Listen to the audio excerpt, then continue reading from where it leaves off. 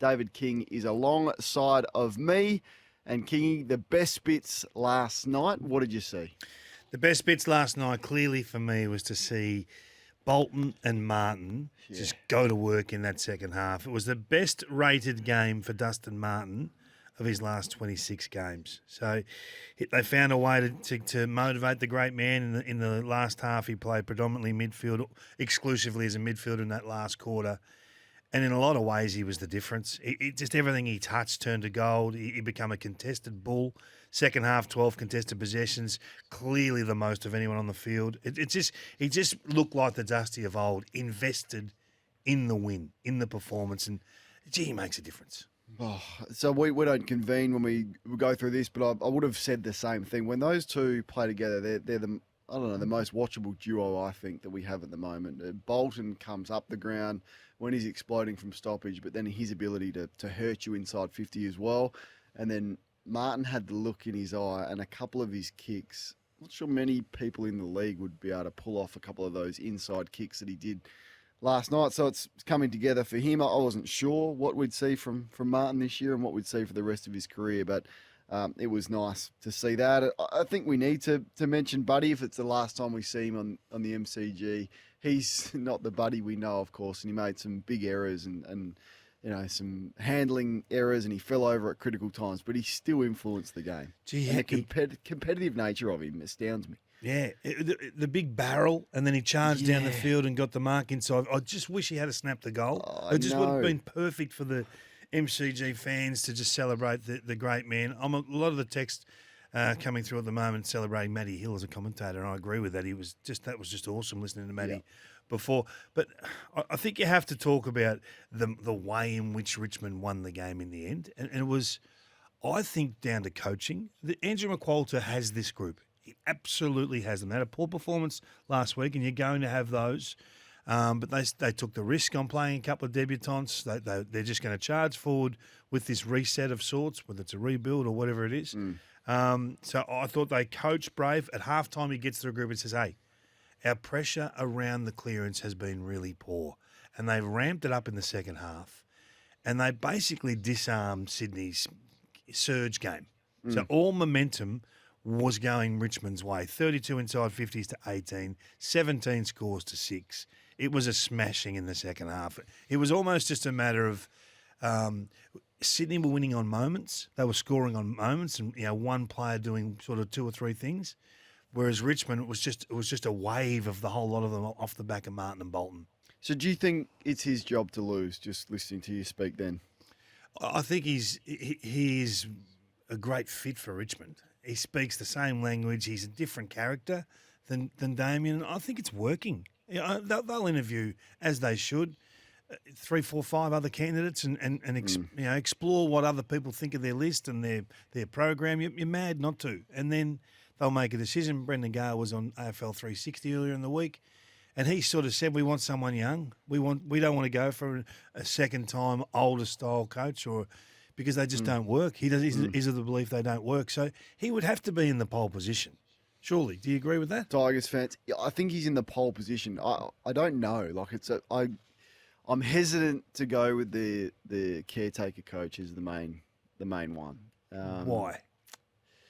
Well, it hasn't worked often, would be my counter to that. Now, there is the exception with Paul Roos and Longmire himself, and a couple of others, but a lot of the time they don't work. And is what he has done anything revolutionary, or is it just relying on getting the senior players back playing the positions that they have done for so long? And Riewoldt and Cochin won't be there. You're still relying on Martin, and you're still relying on the midfield that you've got. So I don't know, and that's not a knock on him. I'm just interested in the caretaker role, and can he command the senior coaching job? Can he be the guy? For me, he doesn't quite have that presence about him yet. But Tigers fans, you might see it completely different. And look, he's doing his chances no harm whatsoever. What about Sydney and how they continually just get beaten up around the footy, Kingy? And the numbers you've just sort of referenced. The numbers are the numbers. Every time they lose, they get smashed around the stoppage, and I don't know why, because you've got Rowbottom, you've got Parker, you've got Goulden on the wing. Heaney goes in there. What is it about this Sydney team that has been so underwhelming this year? Smashed in the second half. Smashed. 10-1 out of the middle. Minus 17 of clearances in totality, so that includes around the ground. Minus 20-odd contested possessions in the second half. So it makes you think, okay, if this was a one-off, no worries. It's not. You don't panic about it. So let's look at them against the best teams this year, okay? Round 3, Melbourne, minus 34 contested. Round 4, Port Adelaide, minus 9. Against Geelong, minus 20. Collingwood, minus 9. Fremantle had a good patch through the middle of the year, minus 15. Brisbane, minus 29.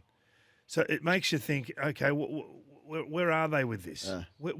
Is the grand final was the biggest of spotlights in the first quarter put on their playmakers. So who is it? So is it the kids or is it the seasoned campaigners that we've lauded for years? And you look at the second half, Papley, 2 contested possessions, Florent, 2. Parker, 1. 1 contested possession for Luke Parker, who's in the wet. Beat him pretty good. That's a Parker type game. So, look, it's all well and good for John to talk about the Lloyd not being there and those sorts of things and the ramifications for that. But in the end, this has been an issue for 18 months. They're just not tough enough. Yeah. Yeah, and that's fair, which is not something that we have said about the Sydney culture for a while, but the evidence is there. So they've won 6.5 games for the year. They win games on ball movement, and that's fine. You've got to have many ways to win games of footy. And they sit 14th on the AFL table. They won a game through an interchange infringement against the Kangaroos. Right? If they hadn't have won that game through just an error from the Kangaroos, they'd be sitting 15th below Carlton with only Hawthorn, North Melbourne, and the West Coast below them. I mean, that's the depths that we're talking right now. A grand finalist sitting there on the table. Yeah, it's amazing. It is, and they chuck in the 93-point loss to Geelong in round 6. They got smacked by Melbourne. Last week was, they had the game on their terms and couldn't finish. So just the obvious to me says they need to invest in a decent ruckman. Like Hickey just can't play at this level anymore. He may be an okay backup and play VFL for you and be a leader around the footy club, but time and time, like his performance last night against Nankervis stood out so clearly that they need a ruckman. Go and invest in one. Now, they're very good with their list management, the Swans, but that would be where I'd be investing a lot. And it's never been a better time, I reckon, to be a good, accomplished ruckman in the league, because there's not many. We've seen Hawthorn try and go and get Meek. Well, he gets dropped this week. I mean, there's many clubs that need a ruckman. It's a great time to be one in the game if you're any good, and Sydney just need to go and get one. I'm not surprised they've gone after De Koning. Now, whether you think he can hold up for 10 years as a ruckman or whether he's a forward, but at least he plays with some aggression and he's competitive, because Hickey was uncompetitive last night. Do they need another big-bodied midfielder? Well, they might. Warner's out, but he's the polish almost, isn't he? He's the breakaway. He's not going to probably help you with those numbers. So he will help, but not to that level. But Fife or that style of Tom Mitchell. I don't know who it is. They're there, aren't they? They're gettable. Like they're everywhere. So I think they need someone to just play that role. I mean, since Josh Kennedy, they haven't had a player that'll stand there and move bodies just through sheer physicality and size. They have players that are happy to move through stoppage, but not stand and deliver. The irony of it is Dawson and what he's been able to do at Adelaide. They tried to keep him. They're a bit stiff with Dawson. No, they were desperate to keep him. Yeah. But that's the irony, that Dawson was that outside type player. He's gone and done exactly what they need at Adelaide, leading Adelaide as the captain, and they had him. Hewitt's another one they lost. But I don't know, is a Kennedy from Carlton or someone like that gettable? They had Hewitt. Yeah, they had Hewitt. So I don't know what it is, but they're going to make, I reckon, some significant changes in the off-season, because they made none last year. You go and get Aaron Francis, well, good luck to you. Everyone else went and improved their list, and Sydney didn't, so it's been a big drop-off. This is my worry, right? So Sydney 2025, 2026, what does it look like? Because we thought this midfield would just take all by storm and wallpaper over a few of the other cracks. Now they've got, obviously, no Paddy McCartan. Tom looked good last night, but they had to throw him forward. Life after Franklin up forward, it'll look different. Will it work? You know, is Heaney absolutely the man in the forward 50? You'd have to have your concerns. Now, Papley had one day out this year and has been so since. So I think there's a deeper concern about 2025, 2026. The perfect reason as to why a send-off rule should be introduced because Send-off? I think so. We haven't got anything that we've bought in the last 5 years right as it sits. Can we just get down? Can we get the score review right? Umpiring has never been greyer. I understand. Yeah, you want them to send players off. If that's a grand final and you lose a really important player for you and the disruption that happens to your team, and then the other guy goes on and is essentially, he's probably not best on ground, but he's in the top 3 on the ground. How's that fair? Like, he's cleaned this guy up after he's disposed of the ball in an era where we know you can't go anywhere near the head. Well, I thought it was pretty dirty from Toby Nankervis, and clearly the coach from Sydney is not happy about it. We'll hear from him shortly, and rightly so. I just think it's worth looking at and worth exploring as to how Sydney can be so disadvantaged and essentially end their season on the back of that one incident. There's our poll this morning. Are we on Threads or are we on Twitter still? I'm not sure where we. Let's go both. Let's go both. To red card or to not red card? That is the question. That's the choice. And you sit with the affirmative. Yeah, I think it's definitely, and this isn't the first time I've had this belief. The Tom Stewart one, and this time Richmond were on the other end of it with Prestia. I thought that's send-offable straight away. I thought De Goey on Hewitt, send him off. So what's the threshold? Yeah, well, that's the question, and that's the tricky part behind it. Has to go to the review, and I think there needs to be someone in the bunker assessing it for the play can still play out. It doesn't have to be an instant red card like we see in soccer. Play can play out. They can look at it upstairs in the bunker. They can have multiple angles. They can see the injury that is sustained after a period of time, and then send the message. Okay, this is send offable.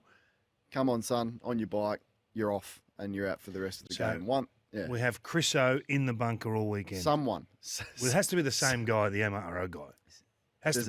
Does it have to be? Well, You don't have to sanction them for right there for the following weeks. But if you're taking them out of a final, you want to be consistent with where you've been all year.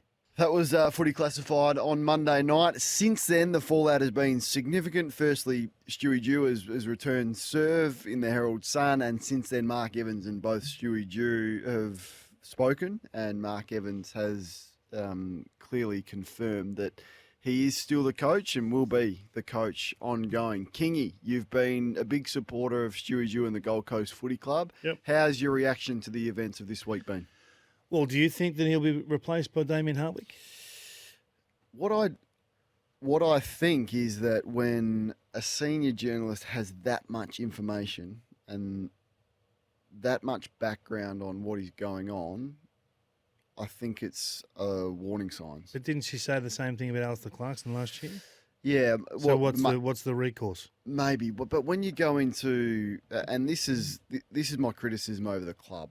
But did the same thing last year, Cornsey. I'm not sure if she had the same level of detail. What's the level of detail? The level of detail? What's the biggest level of detail? The level of detail is around the concern over preparation and tactics on game day, some relationships at the club, the fact that if things don't turn around, they're really concerned about the key players leaving in free agency when they qualify for free agency. The fact that Stephen King would be that's everywhere, the caretaker coach. That's every club.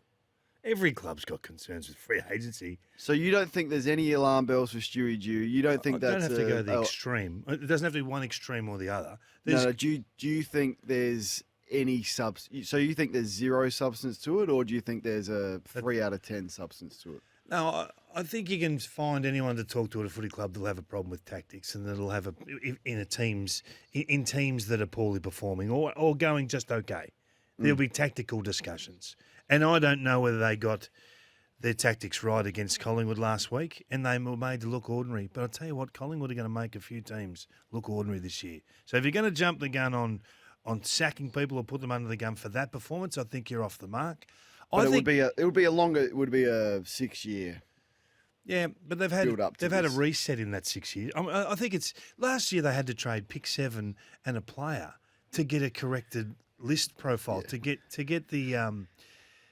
get the salary cap back in order. So there's other things that have happened that are beyond you're his. right on that. Yeah, which I pointed out on Monday. There's none of that is his fault, but he's essentially going to be accountable for the performance, and So we judge that. we judge that. And how are we judging that right now?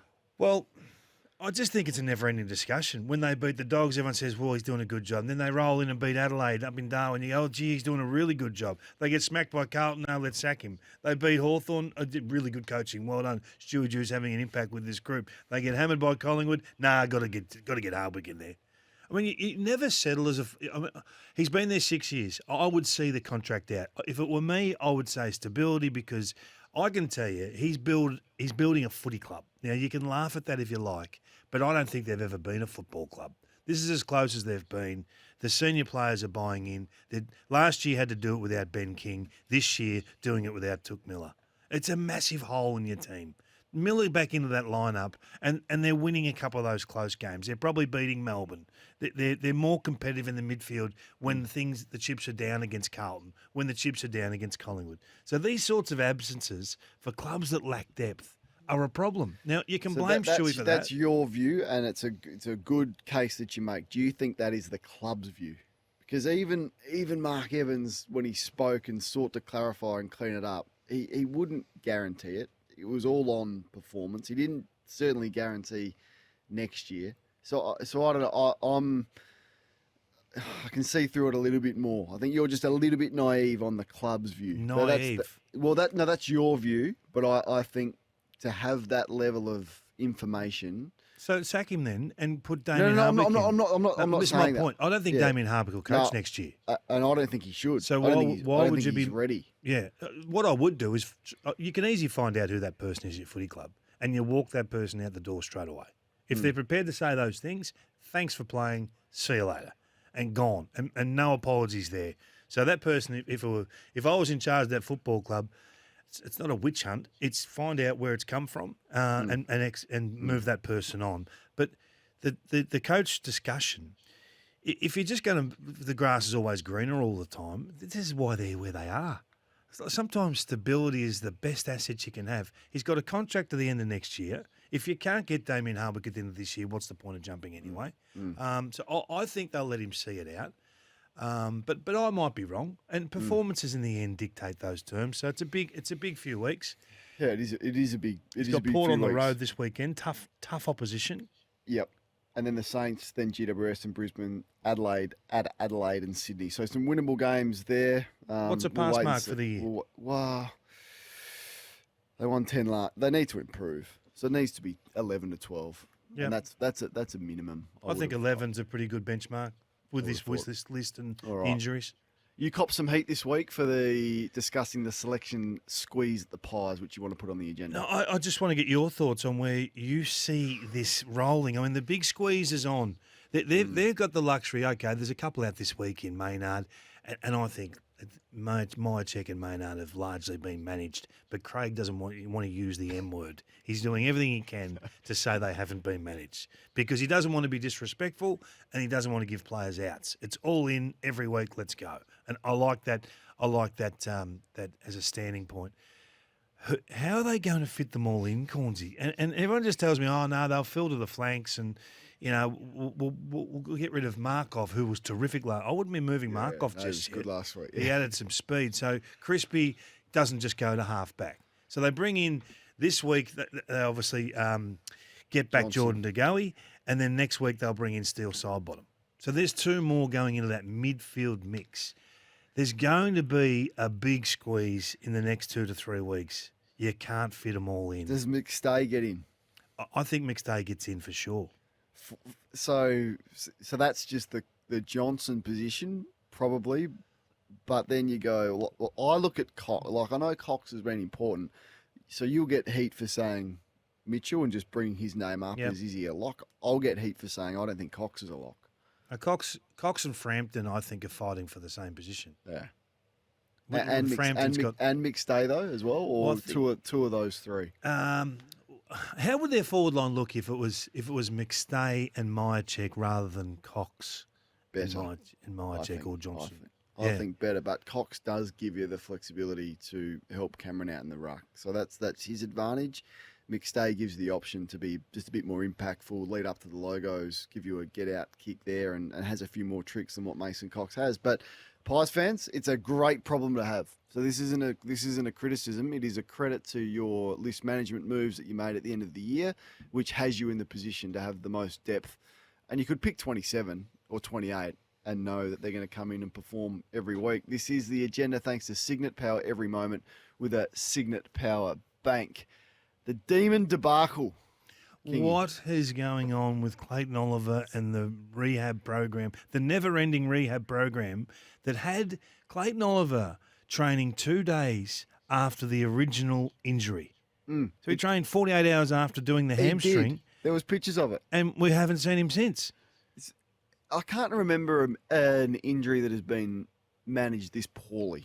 Now, clearly, we're not medical experts, and this sounds like a complicated one, and there was an infection and there was a blister. I don't know what was going on.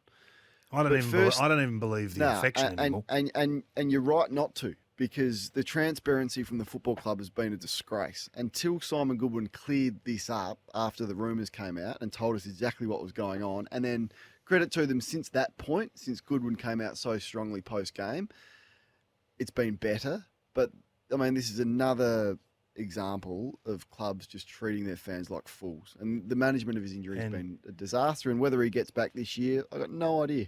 And the AFL allowing it. It's they my can't, pet hate in the game at the moment. I Correct said this. They can correct this with some stiff penalties like they do in international codes, because at the end of the day, there's a lot of money at play here. We take gambling money, and we have no idea who's playing and why. We've been on this since about round one.